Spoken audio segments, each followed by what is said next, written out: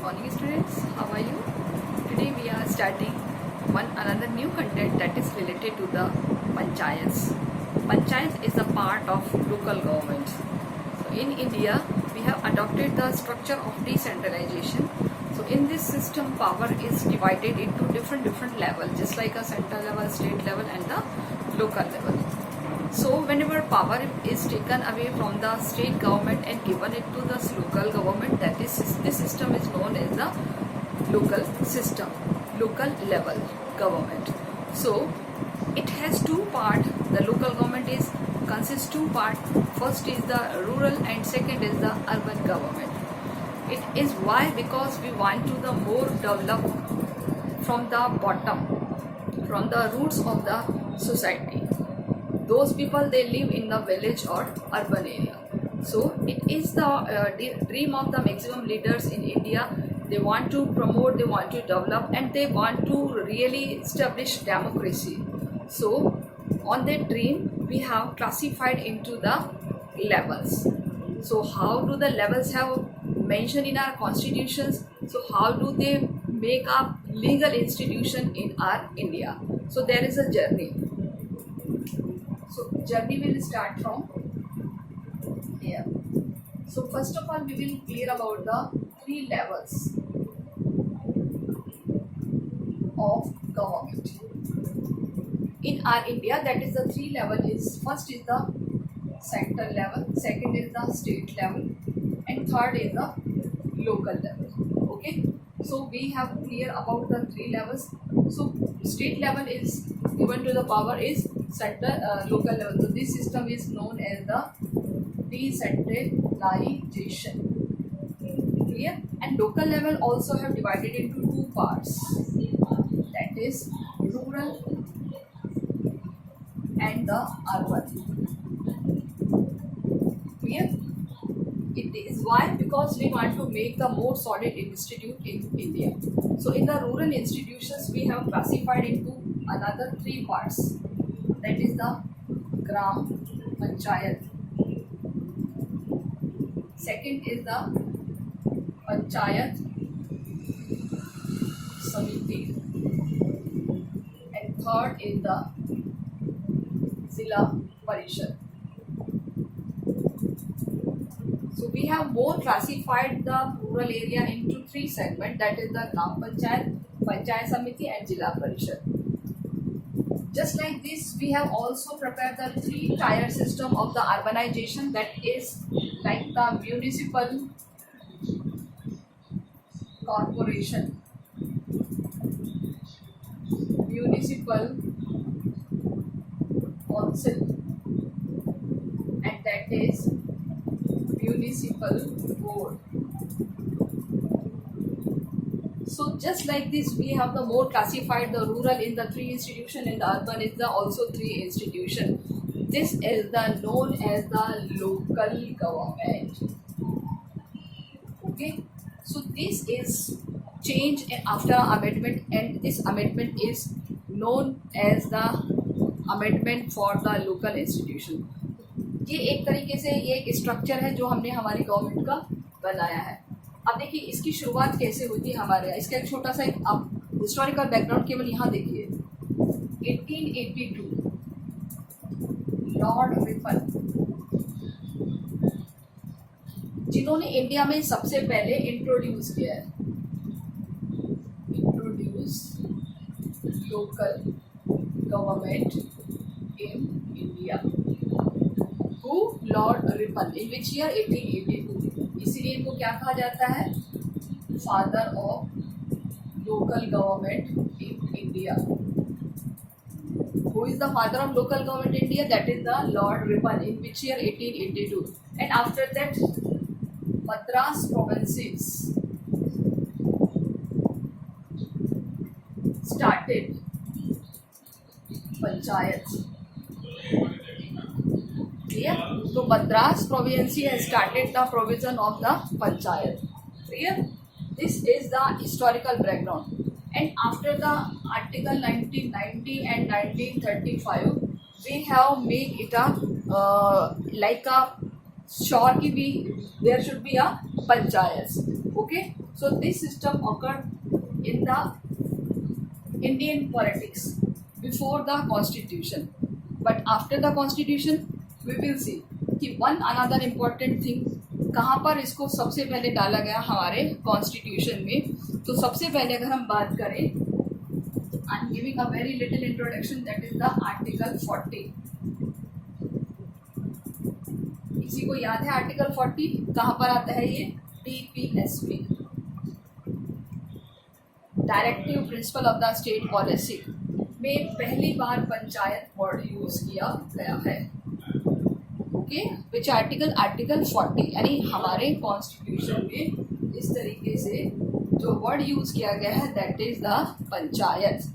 In which article? Article 40 at the first time. ये जो incident है बिफोर कॉन्स्टिट्यूशन 1950 से पहले का है। So remember this 1882 Lord Ripon father of local government, which article? 1919 और 35 और DPSP का आर्टिकल 40। ये बहुत इंपॉर्टेंट क्वेश्चन है, बहुत बार एग्जाम में देखे जाते हैं। क्लियर? ये जो स्ट्रक्चर है ये हमने कैसे किया, इसकी एक स्टोरी है, वो उसमें बहुत सारी कमेटीज़ हैं, वो कमेटीज़ बारी बारी आती गई और चलती गई। तो मैं आपको इस कमेटीज़ का छोटा सा इंट्रोडक्शन देती हूँ, क्योंकि कमेटी से आपसे ज़्यादा नहीं पूछा जाएगा। सबसे पहले आई थी BR Mehta committee 1957 and AK Mehta 1977 and then LM Singhvi 1986, PK Thungan 1989। सो ये कमेटीज आई जिन्होंने रिकमेंड किया कि नहीं भाई इंडिया में भी डिसेंट्रलाइजेशन होना चाहिए। और डिसेंट्रलाइजेशन का मीनिंग आपको पता है, हमारे यहाँ महात्मा गांधी जी का भी था। दे वांट टू कि रियली लेवल्स पर हमारे यहाँ पावर को डिसेंट्रलाइजेशन होना चाहिए, सेंट्रल, स्टेट और लोकल। और इस तरीके से इसको एक स्ट्रक्चर के रूप में प्रिपेयर किया है। Okay, so first we will start about the gram panchayat. So I will rub for here.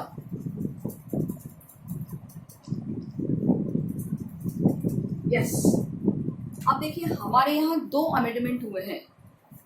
PK Thungon committee है, PK थुंगन 1989 में PK थुंगन कमेटी ने रिकमेंड किया था। And then our central government have decided to 2 amendment, that is the 73rd amendment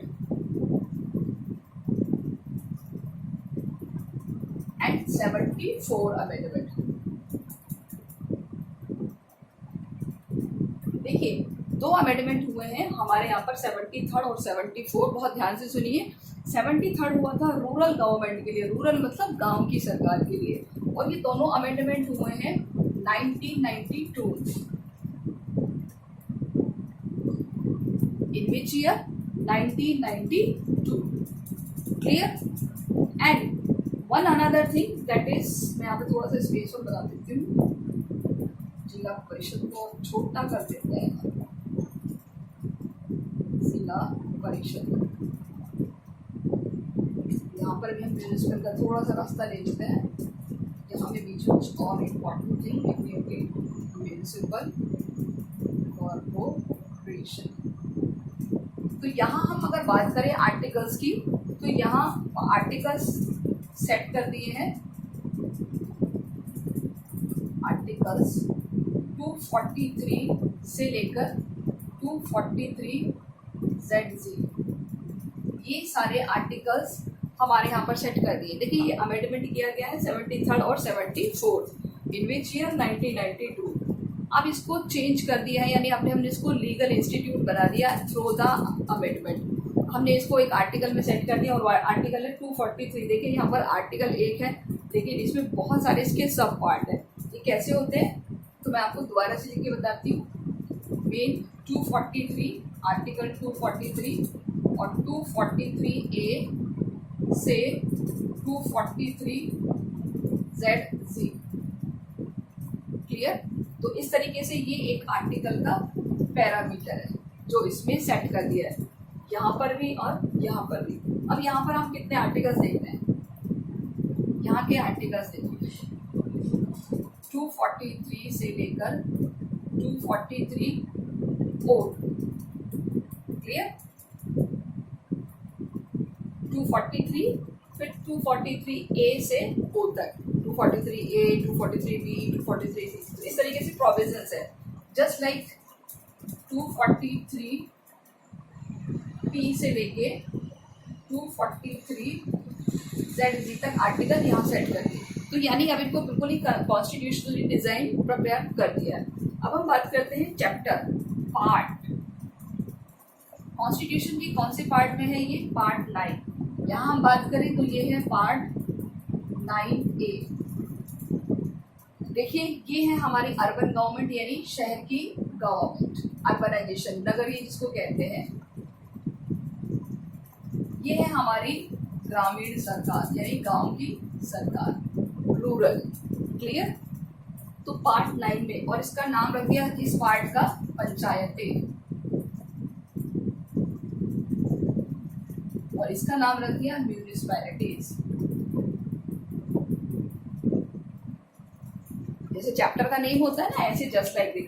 ये कौन सा chapter है, कौन सा पार्ट है? पार्ट 9, नेम पंचायत, इसका नाम 9A, यानी इसी का सब पार्ट बना दिया और नाम डाल दिया चैप्टर का म्यूनिसिपैलिटीज। ओके, अब बारी आती है शेड्यूल्स। इसको कौन से शेड्यूल में सेट किया है? How many schedules are there? आपको याद है 12 शेड्यूल हमने बताए थे। जो हमारा कॉन्स्टिट्यूशन बना था तब 8 शेड्यूल थे, 4 बाद में जोड़े गए हैं, तो उसमें से ये 2 है। Schedule number 11, clear. Rural government को है जो किस में ऐड किया है, कौन से शेड्यूल में? शेड्यूल 11, और इसको किया है शेड्यूल नंबर 12। किसमें क्या है? शेड्यूल 12। अब देखिए शेड्यूल 11 में कितने वर्ग, कितने सब्जेक्ट मेंशन है पंचायत के, दैट इज द 29 वर्ग या सब्जेक्ट।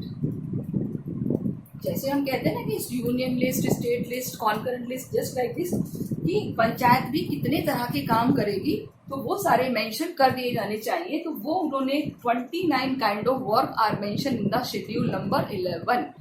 बहुत इंपॉर्टेंट क्वेश्चन है, बहुत सारे एग्जाम्स में पूछा जाता है। और इनकी कर दी है 18 वर्क्स या सब्जेक्ट, क्लियर। तो देखिए दोनों का अलग अलग चल रहा है, सेपरेशन है। आप बहुत ध्यान से सीखना इस चीज़ को, क्योंकि ये जो डिज़ाइन है ये बहुत ज़रूरी होता है अगर हम लोकल गवर्नमेंट को डेप्थ में समझना चाहते हैं तो, क्लियर। कब हुआ है अमेंडमेंट? 1992 में। इम्प्लीमेंट कब हुआ है अगर हम बात करें तो इम्प्लीमेंट हुआ है 1993 में।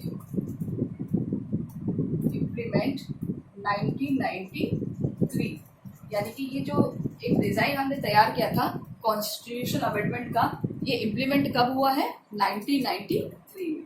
ओके, तो मैं आपको एक छोटी सी और इन्फॉर्मेशन देना चाहूँगी कि लोकसभा ने इसको कौन सी डेट को पारित किया है, तो वो मैं यहाँ पर आपको लिख देती हूँ ताकि आपको याद रहे, क्योंकि लोकसभा राज्यसभा ही पारित करती है।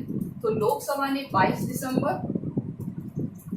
बाय लोकसभा और राज्यसभा बाय 23 दिसंबर इनको परमिशन दे दी है कि यस इनको पास किया जाना चाहिए, और पार्लियामेंट ने पास हुई, इनको हरी झंडी मिल गई, और इस तरीके से ये लीगल इंस्टीट्यूट्स बन गए।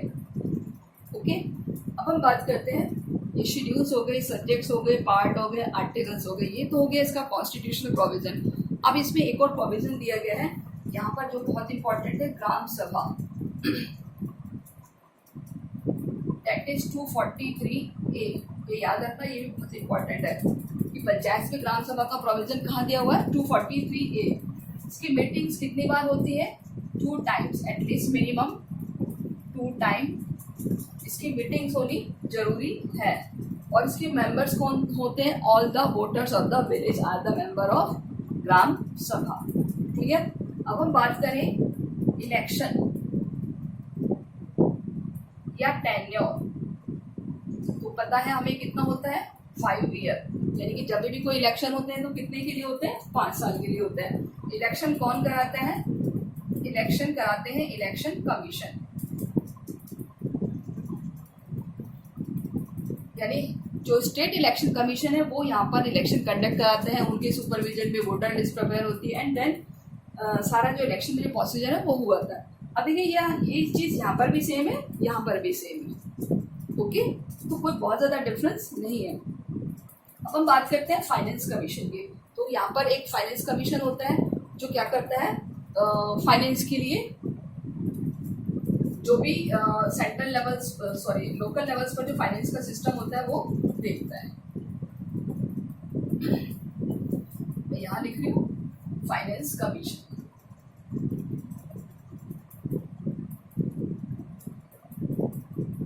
ये भी 5 इयर्स के लिए अपॉइंट होता है, लेकिन अपॉइंट बाय गवर्नर। ये क्या करता है, दोनों को देखता है, रूरल को भी और अर्बन लेवल को भी देखता है कि उनकी फाइनेंस की सिस्टम क्या है, कैसे कोई टैक्स इम्पोज करना है, टैक्स में कुछ घटत बढ़त करनी है, उनकी रिसोर्सेज क्या है, इनकम का डिस्ट्रीब्यूशन कैसे किया जाए स्टेट गवर्नमेंट और लोकल गवर्नमेंट के बीच।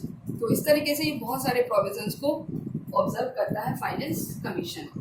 ओके, इसके अलावा अगर हम देखें रिजर्वेशन, आरक्षण जिसे कहते हैं, तो 1/3 फॉर एससी और एसटी। यहाँ पर रिजर्वेशन 1/3 एससी और एसटी के लिए है। विमेंस के लिए कितना है, देखिए सबसे ज्यादा है यहाँ पर 50%। कितना परसेंट हो गया, 50%, जो ना भी लोकसभा में है ना ही स्टेट लेजिस्लेटिव असेंबली में है। टोटल विमेंस के लिए कितना परसेंट है, 50% ऑफ द टोटल सीट्स का रिजर्वेशन किया गया है।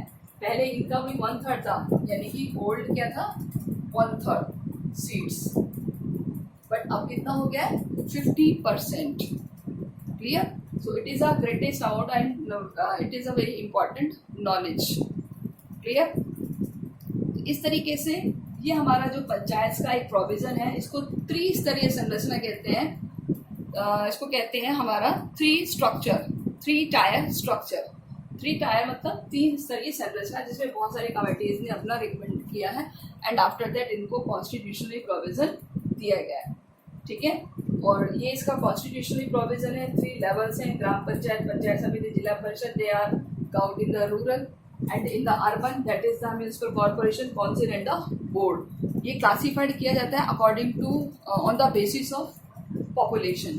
ओके, सो इस तरीके से यहाँ पर सारा प्रोविजन किया गया है after the amendment 73rd and 74 in 1992. Clear? So that is the very small information regarding to the panchayat. Clear? तो ये सारी चीजें आप इसमें याद करके चलिए कि पंचायत क्या काम करता है, पंचायत का कौन सा आर्टिकल है, चैप्टर क्या है, शेड्यूल क्या है, वर्क क्या है, ये सारी चीजें। Okay, and election commission, finance commission कौन अपॉइंट करता है, गवर्नर, रिजर्वेशन कितना है सीट्स का। ग्राम सभा स्पेशल प्रोविजन है, रूरल्स के लिए है, ओनली फॉर द कि ग्राम सभा की जो मीटिंग्स होती है वो एटलीस्ट 2 बार तो होनी चाहिए साल में। और मेंबर कौन होते हैं, all the voters. Okay, all the voters of the village, all the voters of the village. यहाँ हम गड़बड़ी करते हैं क्योंकि हमसे पूछा जाता है कि ग्राम सभा का मेंबर कौन है, who are the member of gram sabha. तो हम कहते हैं कि मेंबर ऑफ विलेज, यानी जो गांव के मेंबर होते हैं वही ग्राम सभा के मेंबर भी होते हैं, बट इसका राइट आंसर होता है all the voters of the village, यानी उस गांव के वोट देने वाले। क्लियर? तो आप जब क्वेश्चंस को टैली करेंगे मेरे वर्ड, तो आपको ऐसे बहुत सारी चीज़ें मिलती जाएंगी। तो एक एक वर्ड को बहुत फोकस करिए, बहुत ध्यान से सुनिए, समझिए। वीडियो को पॉज करके, ये तो अभी बोर्ड पर ऐसे बनाया है, बट आप अपने रजिस्टर में उसको पूरे पिन पेज पर अच्छे से ड्रॉ कर लीजिए और एक एक चीज़ क्लियरली लिख लीजिए line by line, and then everything will be clear. Okay, so this is the panchayat. Okay, और पंचायत का मेन काम होता है रूरल के लिए डेवलपमेंट करना। Okay, panchayat is a very small level, middle level panchayat समिति, एंड द सबसे बड़ा लेवल जिला परिषद। यहाँ पर उल्टा है, सबसे बड़ा लेवल कॉर्पोरेशन होता है, नगर निगम जिसे हम कहते हैं, म्यूनिसिपल काउंसिल नगर परिषद जिसे कहते हैं, एंड म्यूनिसिपल बोर्ड यानी नगर पालिका जिसे हम कहते हैं। क्लियर। तो इस तरीके से ये हमने त्रिस्तरीय संरचना को रूरल और अर्बन पे एक्सेप्ट किया है, जिसकी वजह से हमने पावर को 100% डिसेंट्रलाइज किया है। तो अब आप देखिए पूरी तरीके से डेवलपमेंट हो सकता है नहीं हो सकता India. So this is known as the grass root democracy, यानी कि बिल्कुल निचले स्तर से डेमोक्रेसी की हमने शुरुआत की है, निचले स्तर से पावर को डिवाइड किया है। ओके, सो आप आर्टिकल 40 भी याद रखेंगे, लॉर्ड रिपन भी याद रखेंगे, 1982 भी याद रखेंगे। ये सारे लोकल पंचायत से रिलेटेड हैं। आपके पास ये वाला पोर्शन सबसे ज़्यादा आता है एज कंपेरेटिवली म्यूनिसिपैलिटीज। ये मैंने आपको बता दी है कि इसके भी प्रोविजंस क्या क्या है। सो ओके स्टूडेंट्स, वीडियो को पॉज करके आप इसको देख लीजिए। One another thing we will discuss about the commission, that is the finance commission, वित्तीय आयोग। ये सेंट्रल लेवल की हमारी एक इंस्टीट्यूट है, एक संस्था है जो सेंट्रल लेवल पर काम करती है। क्या काम करती है, just we will see.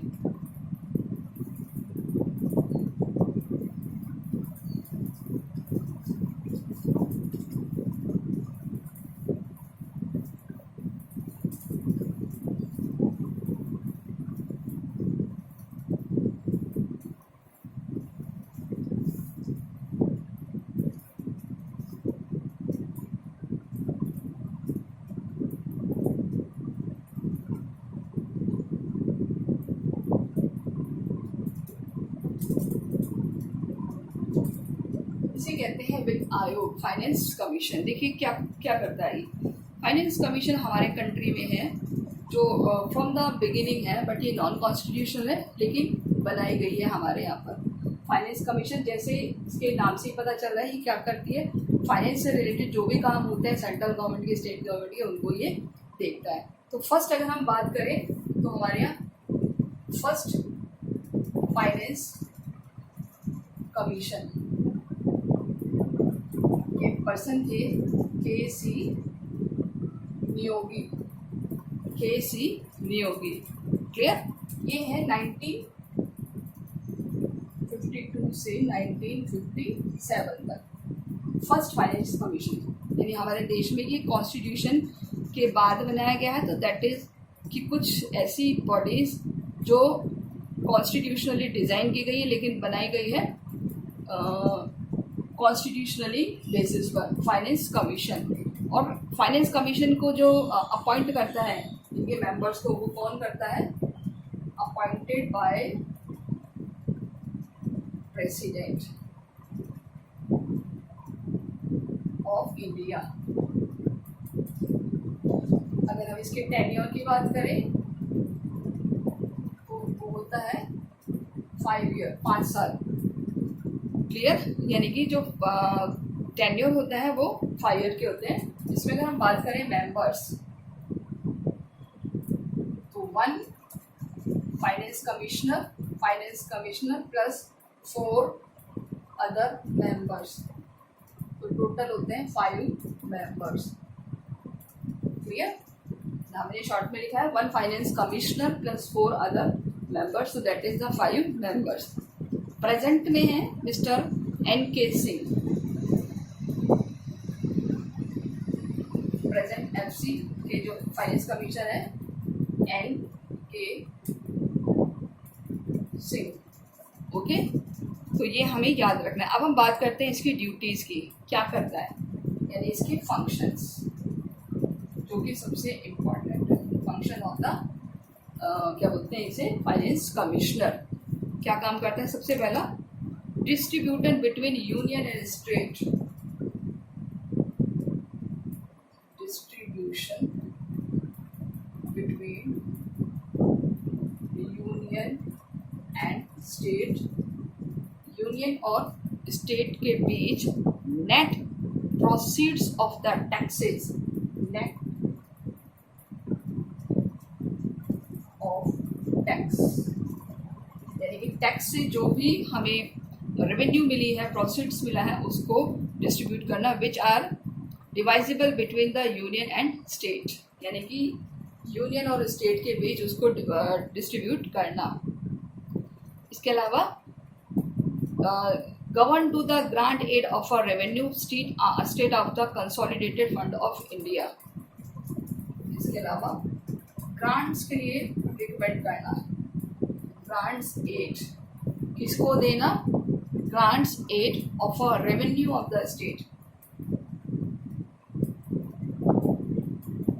Of a state from, कहाँ से देता है, state out of a consolidated fund of India.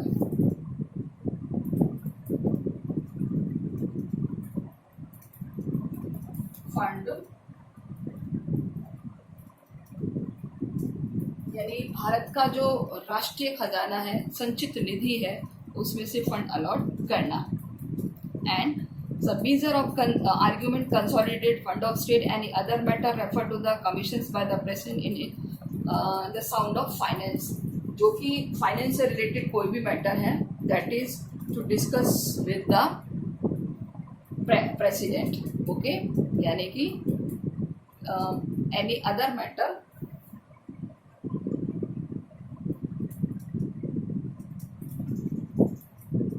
जो किससे रिलेटेड है, matters to the commission by